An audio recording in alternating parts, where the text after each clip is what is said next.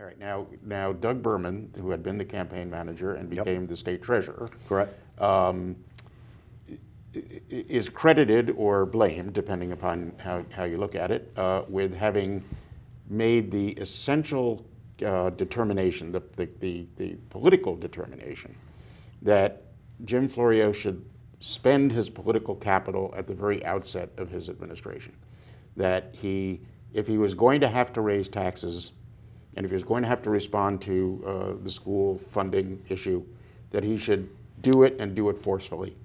Get it out of the way, take all of the negative, and then build up that capital again over the course of the next 3.5 years in order to get reelected. And so a major tax package came out of the administration. You were in the legislature and had to shepherd that through the legislature. That must have been interesting. Did you agree with that strategy? And how did legislators react to it? Well, I think I got to separate myself from my staff position working for the Democrats and what my personal view was. Well, let's talk about both. So let me start with the personal view. Okay. I didn't disagree with Doug Berman on having to face up and fix it early. I think that was wise approach.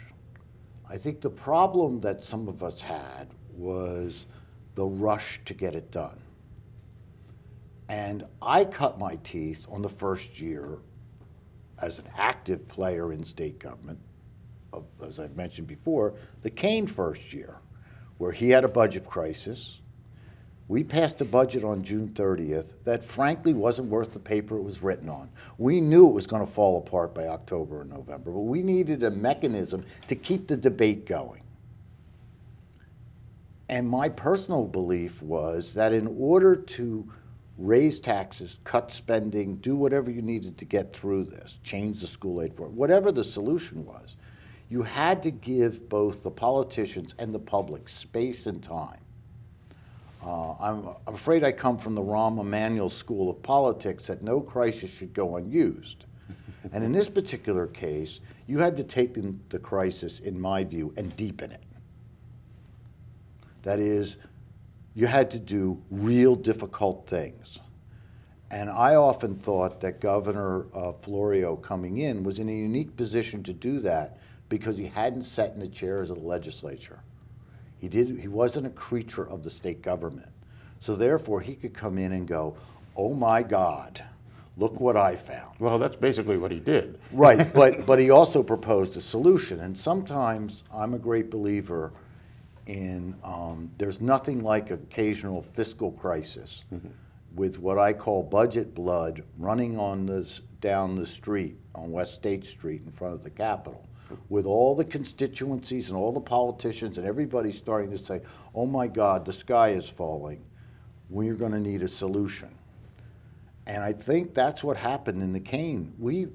People forget that the real Kane budget, in my view, was adopted on New Year's Eve day at the end of his first year.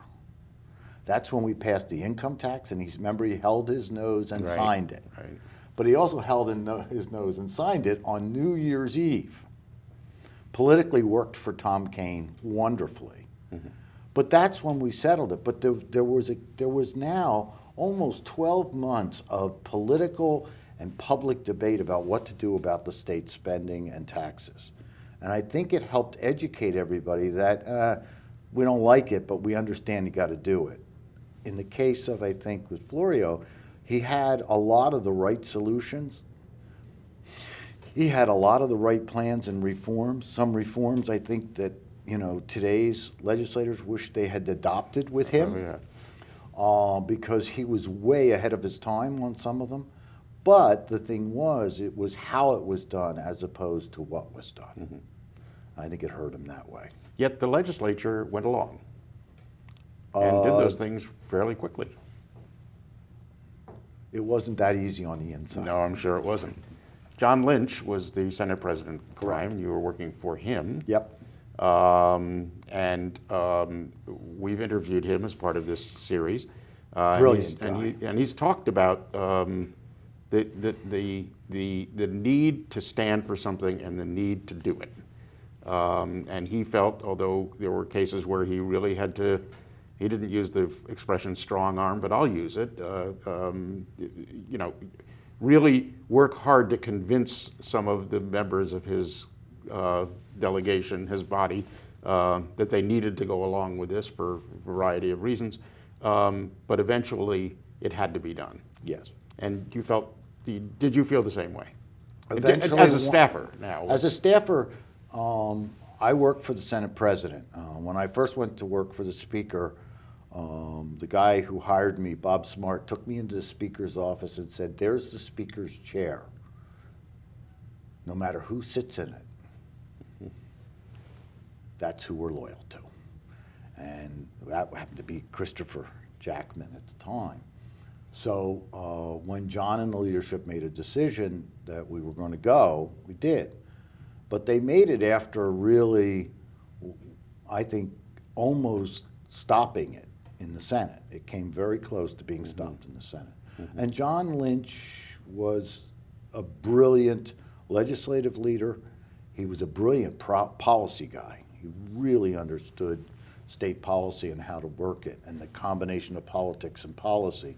And we came close to putting a budget in that had no tax increases in it. I did a draft budget through the night one night, where I cut the budget into balance with no taxes. It was an interesting enterprise. I'll bet it was. What do you remember the highlights of it? All I can remember is about 4 or 5 o'clock in the morning. Some friends of mine, Office of Legislative Services, stayed through the night to draft the bill. A great organization. And they were friends. I just remained friends with a lot of them.